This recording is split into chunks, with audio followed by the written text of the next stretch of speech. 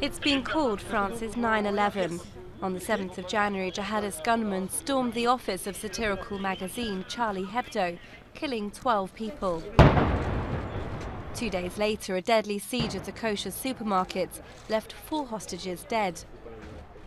1 month on, armed police officers stand on guard outside potential targets: newsrooms, Jewish schools, even hospitals. The capital's alert level has been extended to the south of France too, after a knife attack on 3 soldiers guarding a Jewish centre in Nice. There's been a total deployment, but 100% precaution doesn't necessarily mean zero risk. Radicalism is on the rise. French authorities are monitoring almost 3,000 people involved in terrorist networks. The number of French people with links to jihadists in Iraq and Syria has jumped by 130% in the last year. France's Prime Minister has proposed a raft of anti-terror measures worth €425 million, including intervention at schools and in prisons. But political scientists say the problem goes deeper, particularly among marginalised young Muslims. They don't feel French, they don't have the feeling of being integrated fraternally in France.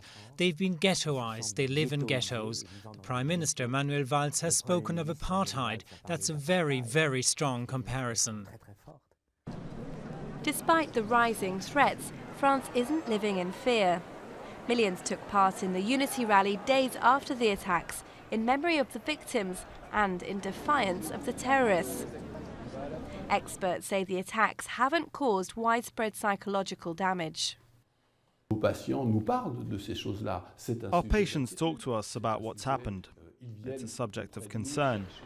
They come to seek solace. But in our personal experience, it hasn't taken on the dimensions of a major destabilization. Stunned but not bowed, the country is left asking how 3 Frenchmen could kill 17 of their own and whether it could happen again. France's social problems no longer theoretical, but, as many now feel, a matter of life and death.